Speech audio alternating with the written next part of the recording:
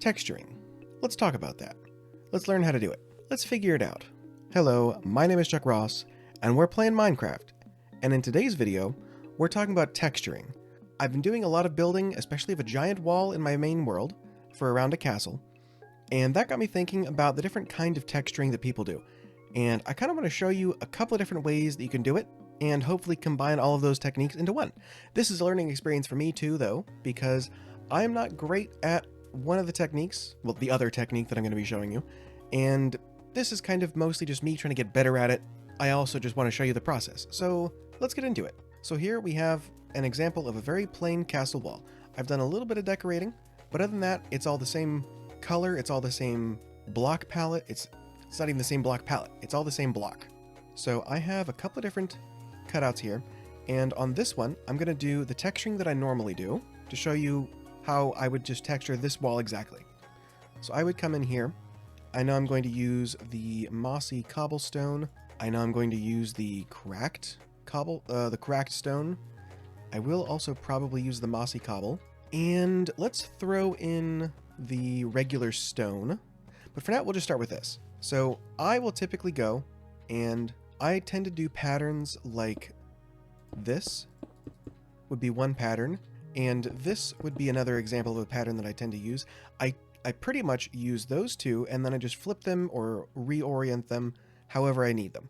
I will occasionally go in and do just like a single little blip like that, and that is typically how I do things. I will decide what block is my main texturing block. I will probably use mossy stone brick as the majority for the texturing, because it's the closest to the original, and it comes in all of the variants. So I have stairs, I have slabs, I have fences, or walls, I guess in this case. So I will come through and just do a whole bunch of this.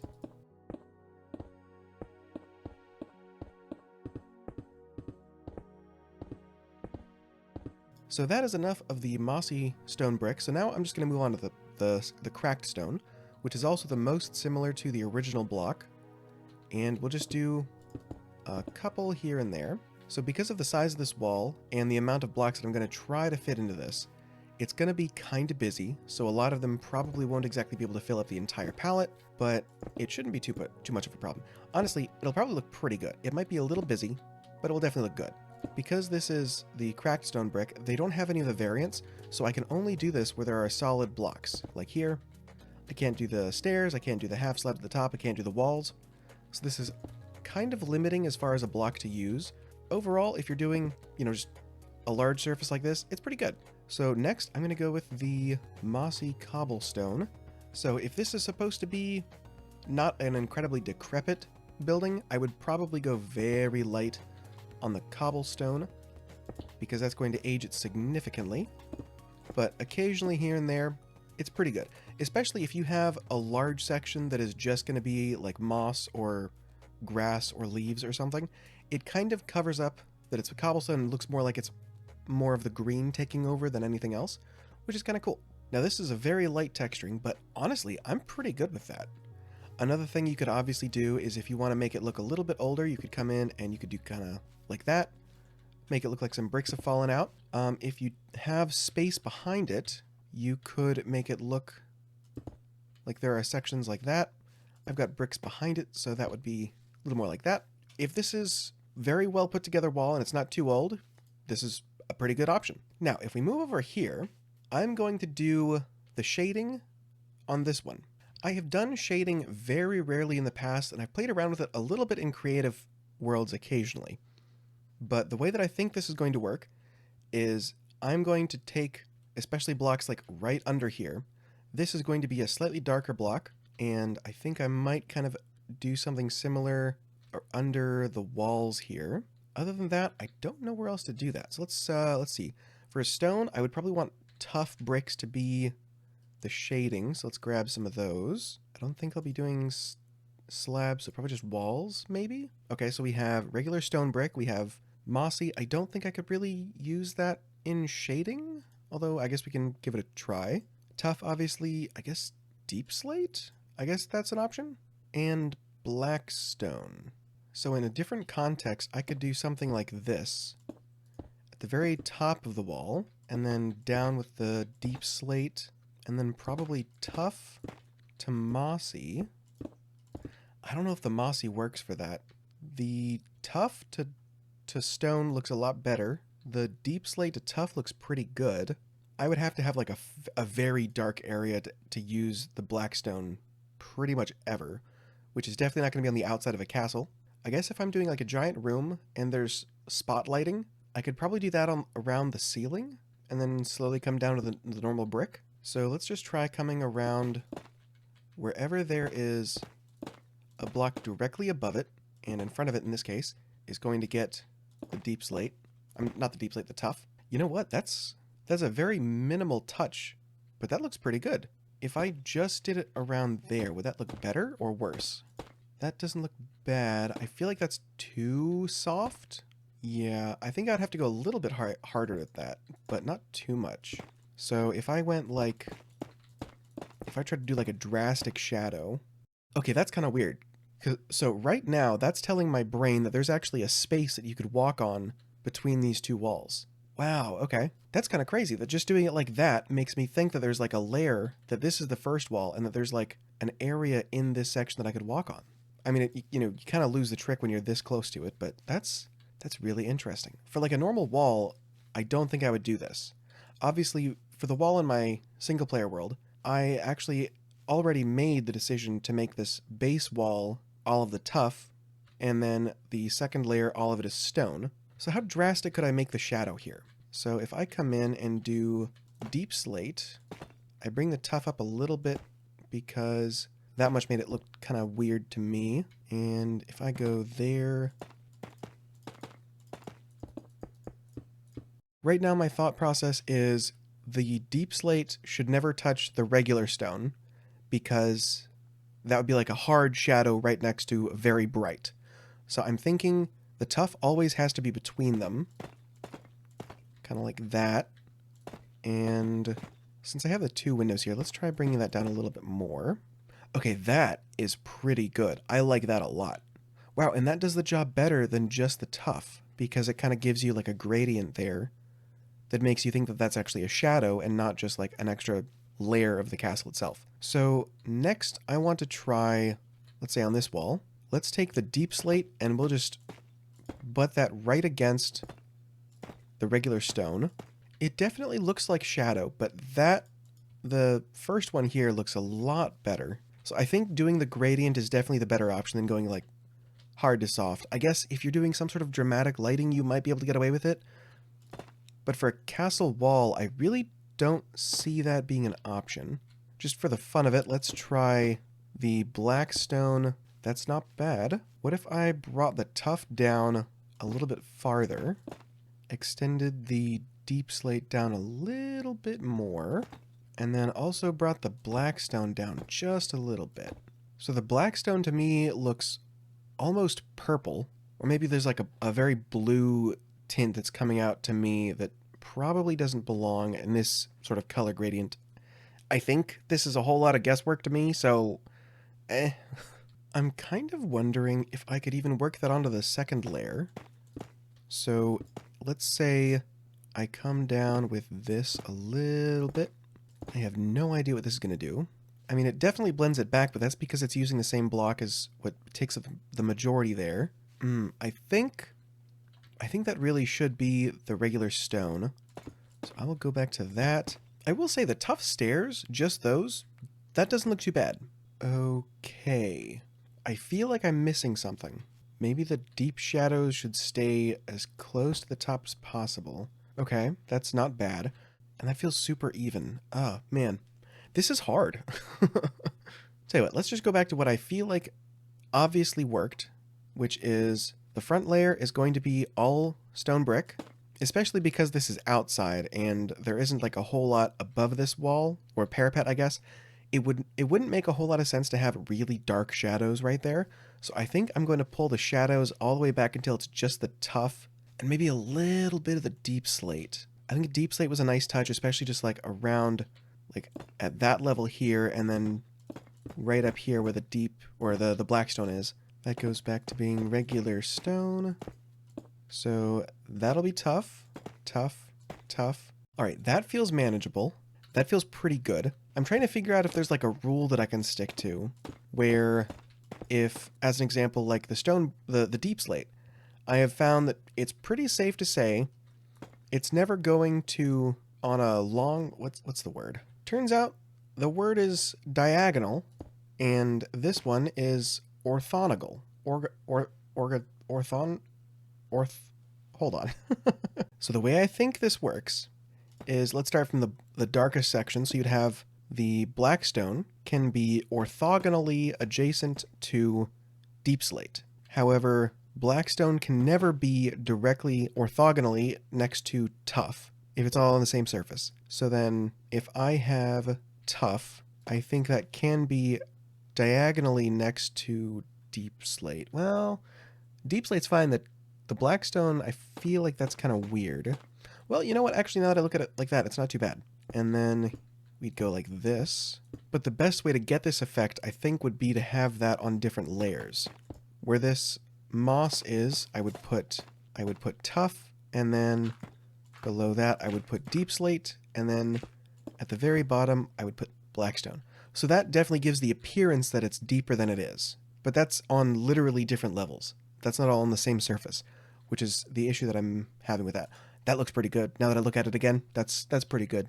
I'm good with that. In the rules that I've set up for myself, I think this is how that's going to work. I don't know about once you get to different levels, though. From this section of the wall, it kind of makes sense that you would have the deep slate, but I don't feel like it's necessary to put the tough wall on top of it just because it's next to it. It feels like that doesn't actually work as well, so I think we'll just stick with that. And I like the idea of doing the tough stairs around this, but it just doesn't feel like it quite works, on the scale at least, maybe? Because at that point, I feel like you probably had to actually do that kind of like that. I don't know, maybe I'm thinking too hard about this. maybe that's not necessary. Let's move over to this side of the wall now. So this one stays the same. Now with this one, we're going to do the texturing. And with this one, the texturing is a little bit more, it's a little more difficult to do because the tough doesn't have nearly as many options. You could throw in some of these, I suppose, but they're so decorative, I feel like well, actually that's not too bad. This one, that's a little harder to deal with. I think that one is going to get thrown out, and just the chiseled is going to be what we're stuck with there. And I would come in and do basically the same thing that I was doing on the other side, which is just kind of building my little shapes around, and then come in with the regular tough. And then let's go ahead and throw some of this chiseled somewhere around here. I think this will be used as sparingly as the regular tough, maybe even more sparingly. Okay, that looks pretty good. Let's move on to the stone section. So that's going to be, again, the mossy stone and cobblestone, and then the cracked. Now, something that I was doing, especially when I was doing these pillars, is I would work from the most mossy section. So like in this case, that'd be the mossy cobblestone. And I would maybe go regular mossy, and then just to that. For a more obvious section, I would go like here, and then surrounding that, I would do the regular mossy stone bricks, and that could kind of branch out a little bit. You don't have to do it that way, but that's one of the ways that I was doing, especially the pillars. All right, now that is a pretty close approximation of what my walls look like on my single player world. So if I come over here, this one is just going to be the shading, and now I think we're just going to go deep slate, and I might be able to use the black stone. And, oh, there's the cracked stone. Okay, so I could actually use that as like a darker version of that, and then leading to that, which then leads into this. That is actually a pretty good gradient. So while on this side of the castle, the stone brick is the base layer, and then the shadows go tough and then deep slate, I can probably get, since this is the base layer over here is the tough, I can probably go tough, deep slate to polished black stone. I might even be able to work the cracked blackstone. Let's give that a try. So we're going to split this in half, and from this side we're going to go cracked as just like the very, very darkest layer, and then polished is going to go here, and then deep slate can go there. Okay, that's very dark, but the block underneath is already fairly dark, so that's not terrible.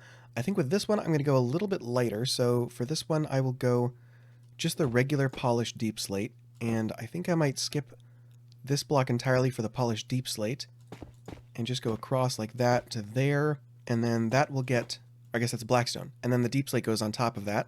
That's pretty good. Although I think if I were to do that, I would do it like that. That feels too light, honestly. So I think, like on the other side of the wall, I'm going to bring the blackstone down one more. And then the deep slate goes there like that. And then the blackstone comes down a little bit farther. Oh yeah, that's the winner there. Okay, I'm liking that. Now that's interesting. Let me give this a try for a second. I think if I work at it, I could probably make it look like the light is coming from like this direction going down, casting a shadow along this pillar farther this way.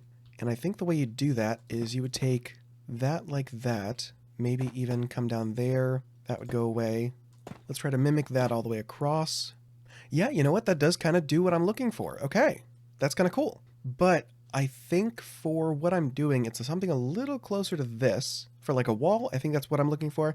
I could definitely see instances where you would want to do it more like this. But for, I think what I'm doing, I want a more even sort of shadow. And now starting fresh, let's add a little bit more variation to each of these so that they look a little bit more, I guess, natural. Let's say this one has a deeper shadow, so this one comes all the way down even a little bit to there. That looks pretty good. I do think it comes down a little too far though. So maybe sticking to pretty far up the arch, because it's not like it sticks out a whole bunch. So the shadows should probably be a little more contained. I definitely don't think it should creep all the way down there. Okay, that's pretty good. The blackstone is just so deep though. I mean, like the shading of it just makes it look so much darker, because it literally is. I haven't even gotten into like blocks that don't match the same texture but do match the same shade. So as an example, we've got like this. So we've got tuff that goes to smooth basalt, to deep slate tile, to blackstone to cracked blackstone, and then you got to branch off from there if you wanted. I think the coal works the best, although I guess obsidian probably as well. That's a little closer to the purple that I'm seeing. That's kind of brighter than I thought, actually. But I think you kind of see what I'm going at here, though, right? Is that blocks that I picked are all the same texture. They're shaded very differently. So if I wanted to, I could go in and start putting like the smooth basalt kind of around there, which doesn't look bad. It's just, I'm just right now trying to stick to the same textures, which is making things easier because it limits the options. But for right now, I think that's a good option to go with. I think, actually, because the tuff is already darker, maybe just doing the deep slate on the outside sections and getting rid of the blackstone might be a good idea. Do a little bit of the smooth basalt. That looks a little weird, I think. Yeah, that looks weird. Okay, it doesn't quite work for my brain. But I also have that between tuff and deep slate. That might be part of the reason it's not working for me. Man, my brain is just not working that way yet. This is hard. Honestly, I would say that's probably fine. So maybe I actually went overboard with this one, trying to figure out how to do it in general. And I should have just gone a single block lighter and not worried about like darker shadows or anything, especially on this scale. Honestly, I think that does actually work better. Maybe in like the really dark places I could try that. Like I'm thinking specifically where you never see the full block. That definitely does something. Yeah, you know what? It does bring the shadows in, and I think I like that. So let's try that on the tuff side, which is for some reason actually being tough. So I think that would be the cracked. Is that enough of a difference? Oh, that's the blackstone. Okay. So the blackstone comes in just where you can never see the full block. Yeah, that kind of does it. Okay. That's a lot less difference than I expected I would have to make. So I was expecting that it would have to be like, 2 or 3 different blocks and they'd have to be all doing something weird, but that's actually very doable.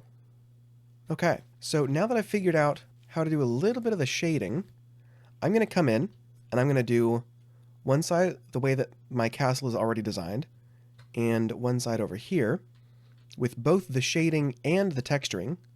And then I'm going to come in and do a little bit of like grass work and stuff over here and on this side. And I will show you what that looks like.